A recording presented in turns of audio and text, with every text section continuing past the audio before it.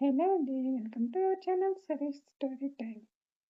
ఈరోజు చెప్పుకోబోయే కథ ప్రాణసఖి. కథలోకి వెళ్ళబోయే ముందు తప్పకుండా లైక్ చేసి, కామెంట్స్ ఇచ్చి, సబ్స్క్రైబ్ చేసుకోండి ఫ్రెండ్స్. ఇక ఆలస్యం ఎందుకు, కథ ఏంటో చూసేద్దామా? ప్రాణసఖి 58 ఎపిసోడ్. 10 నిమిషాల తర్వాత మేనేజర్ వచ్చి క్యాబిన్ రెడీ సార్ అని చెప్పి వెళ్ళాడు. ఐశ్వర్య పక్కనే ఉంది. క్యాబిన్, నువ్వు వెళ్ళి అక్కడ కూర్చో అని చెప్పాడు. ఐశ్వర్య కోపంగా లేచి డోర్ తీయగానే బయట అవని నిలబడి ఉంది. అవనిని అక్కడ చూడగానే కోపం వచ్చి ఏంటి అని అడిగింది. అవని ఐష్ అడిగిన ప్రశ్నకు సమాధానం చెప్పకుండా మీరు బయటకు వస్తే నేను లోపలికి వెళ్తాను అన్నది. రిషి వేరే క్యాబిన్కి వెళ్ళమన్నాడు అని కోపంగా నిప్పులు కక్కుతూ బయటికి వస్తే అవని ఎదురుపడి ఆ కోపానికి ఇంకా ఆజ్యం పోసినట్లు అయింది. నువ్వు లోపలికెందుకు అని అడిగింది ఐష్. నన్ను ఆ విషయం అడగటానికి మీరెవరు అన్నది అవని. హౌ డేర్ యూ, నన్నే ఎవరు అంటావా? నువ్వు ఎవరో తెలియదు కాబట్టే ఎవరు అని అడిగాను. దానికి ధైర్యం ఎందుకు అన్నది అవని. ఆఫ్టర్ ఆల్ ఇక్కడ వర్క్ చేసే నీకు ఇంత పొగరా? హలో మేడం, మీరెవరో నాకు తెలీదు. మీకు నాకు గొడవలెందుకు? మీరు కొంచెం ఇలా వస్తే నేను అలా వెళ్తాను అంటూ ఐష్ చేయి పట్టుకొని బయటికి లాగి తను లోపలికి వెళ్ళి డోర్ వేసుకుంది అవని. ఐష్ అయితే కోపంగా డోర్ తీయబోతే మేనేజర్ వచ్చి మేడం మీ క్యాబిన్ ఇదే రండి అని తీసుకువెళ్ళి ఒక ఫైల్ ఇచ్చి సార్ ఇదొకసారి చూడమని చెప్పారు అని ఇచ్చి వెళ్ళాడు మేనేజర్. ఐష్కైతే అసలు అక్కడ ఉండాలని అనిపించలేదు, కానీ రిషి కోసం తప్పక ఉంది. అవని గురించి ఆలోచిస్తూ ఎంత పొగరు దానికి, అసలు రిషితో అంత క్లోజ్గా ఏంటి అని కోపంగా ఫైల్ తీసింది. అవని డోర్ వేసి రిషి దగ్గరికి వచ్చి రాత్రి మీరు చెప్పిన దానికన్నా చాలా అందంగా ఉందిగా మీ ఐశ్వర్య అని కోపంగా అంటూ రిషికి ఎదురుగా కూర్చుంది. అవని అలా అనగానే ల్యాప్టాప్లో నుంచి తలెత్తి నేను నైట్ సరదాకి అన్నాను అవని, నీకన్నా ఏమీ అందంగా లేదులే అని అన్నాడు. చెబితే కొంచెమైనా నమ్మేలా ఉండాలి. సోడా బుడ్డి పెట్టుకున్నాను, నా మొహం ఎక్కడ ఫారెన్ అమ్మాయిలా ఉన్నా తనెక్కడా అన్నది. ఎవరు ఎలా ఉన్నా నా సిరి తర్వాత అందంగా కనిపించింది నాకు నువ్వే. ఈ సోడా బుడ్డి అంటే నాకు ఇష్టం అన్నాడు రిషి. రిషి అలా అంటుంటే అవనికి మనసులో చాలా ఆనందంగా అనిపించింది. సిరి తర్వాత నేనే అందంగా కనిపించాను అంటే రిషి గారి మనసులో నా స్థానం ఉంటుంది అనిపిస్తుంది. అవని ఆ మాటలు నేనేదో ఊరికే అనటం లేదు, నిజంగానే చెప్తున్నాను. ఐశ్వర్య ఒక వారం ఉండి వెళ్ళిపోతుంది, తనతో ఏమీ గొడవ పెట్టుకోకు అని అన్నాడు రిషి.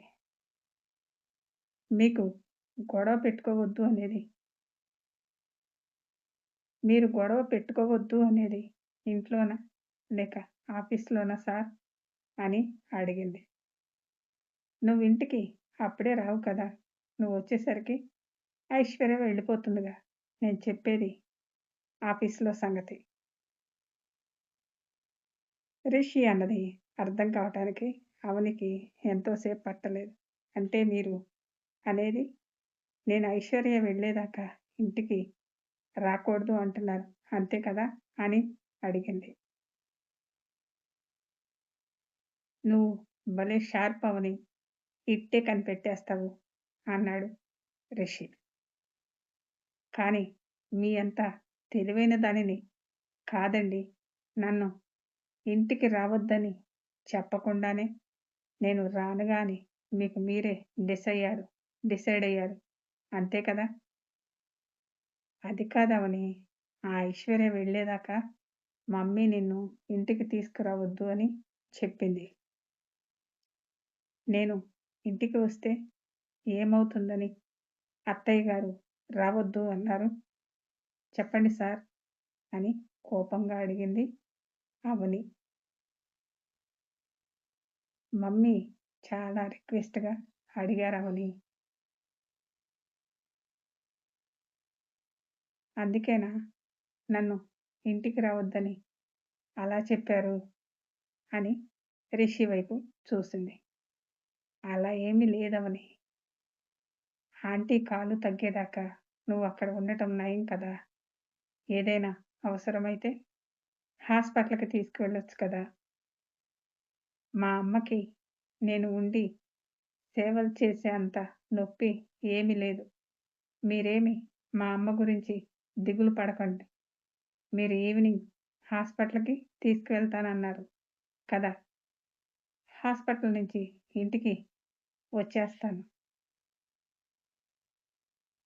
అవని ఇక వినదు అని అర్థమై, చూడబుడ్డి నేనెందుకు చెప్తున్నానో అర్థం చేసుకో. ఏంటండి అర్థం చేసుకునేది? ఎవరో ఇంటికి వస్తే నన్ను ఇంటికి రావద్దంటారు ఏంటి? అసలు నేను రావటం వల్ల ఏం ప్రాబ్లమ్ అని రిషి వైపు డౌట్‌గా చూసి, కొంపదీసి మీకు పెళ్లి కాలేదని చెప్పలేదు కదా! అని రిషి వైపు సీరియస్‌గా చూసింది. నేను వస్తే మీ భార్యనని తెలుస్తుంది కాబట్టి నన్ను రావద్దని చెప్తున్నారా? అంటూ సోడా బుడ్లో నుంచి సీరియస్‌గా చూస్తూ అన్నది అవని. ఛ! అలాంటివేమీ లేదవని. నాకు పెళ్ళైనట్లు తెలుసు. మీకు సిరితో అయినట్లు చెప్పి, నాతో పెళ్లి జరిగినట్లు మీ మమ్మీ చెప్పలేదేమో? మమ్మీ అలా ఎందుకు చేస్తుందవని? అనన్నాడు రిషి. మరి ఎందుకు నన్ను రావద్దని చెప్తున్నారు? అని అడిగింది. ఐశ్వర్యని చూసావు కదా ఎలా ఉందో? మమ్మీకి మన రూమ్ తనకి ఇచ్చేలా చేసుకుంది. ఇంకా ఏం చేస్తుందో అని మమ్మీ భయం. నువ్వు అక్కడే ఉంటే ఐశ్వర్యతో గొడవ పడతావేమో అని మమ్మీ భయం అనుకుంటా. అందుకే నిన్ను వాళ్ళు వెళ్ళేదాకా రావద్దని చెప్పారు. భలే ఉంది మీరు చెప్పేది. గెస్ట్‌లా వచ్చిన వాళ్ళు గెస్ట్‌లా ఉండాలి కానీ, ఇంట్లో మనుషుల్లా బిహేవ్ చేయటం ఏంటో నాకు అర్థం కావటం లేదు. ఒక వారం ఉండలేవా బంగారం అని ప్రేమగా అన్నాడు రిషి. రిషి అలా బంగారం అనగానే, ఏంటి శ్రీవారికి శ్రీమతి మీద అంత ప్రేమ? ఇదంతా నిజమే అని బుగ్గన చెయ్యి పెట్టుకుంటూ అడిగింది అవని. రిషి లేచి అవని ముందుకొచ్చి, నువ్వంటే నాకెప్పుడూ ఇష్టమే. నువ్వే అర్థం చేసుకోవటం లేదు అంటూ కళ్ళజోడు తీశాడు. ఐశ్వర్య వచ్చేసరికి, నా మీద లవ్వొచ్చిందా శ్రీవారు? అంటూ కళ్ళార్పుతూ అడిగింది. నాకు ఆ ఐశ్వర్యను చూస్తే కోపం వస్తుందవని. అబ్బచ్చా! నమ్మేస్తారు మరి. ఇలా చూడండి రిషి గారు, నేను అమ్మకి ఈవినింగ్ రానని చెప్పాను. అందుకని నేను ఇంటికి వెళ్ళను. నన్ను ఎలా ఇంటికి తీసుకువెళ్తారో మీ ఇష్టం అని పైకి లేచింది అవని. అంటే ఏంటి భర్తగా నేను చెప్పేది వినవా? ఇంకేదైనా అయితే వినేదాన్ని. ఈ ఐశ్వర్య విషయం కాబట్టి అస్సలు వినను అని రిషి చేతిలో కళ్ళజోడు తీసుకొని పెట్టుకుంది. ఇక అవని ఏం చెప్పినా వినదు అని అర్థమై నువ్వు ఇంటికి రావాలి అంతే కదా! ఆహ్, ఇందాకటి నుంచి చెప్పేది అదే కదా స్వామి! పని చాలా ఉంది. ఇక నేను వెళ్తాను అన్నది అవని. హాస్పిటల్ నుంచి మన ఇంటికి నిన్ను నేను తీసుకువెళ్తాను కానీ, నేను ఏం చేసినా నువ్వు ఏమీ అనకూడదు. అర్థమైందా? నేను ఏమీ అనకూడదు అంటున్నారు అంటే, నేను అనేది ఏదో మీరు చేస్తారని అర్థమైంది. నీకు ఇంటికి రావాలి అంతే కదా! అలానే తీసుకువెళ్తాను. ఇక వెళ్ళు అన్నాడు రిషి.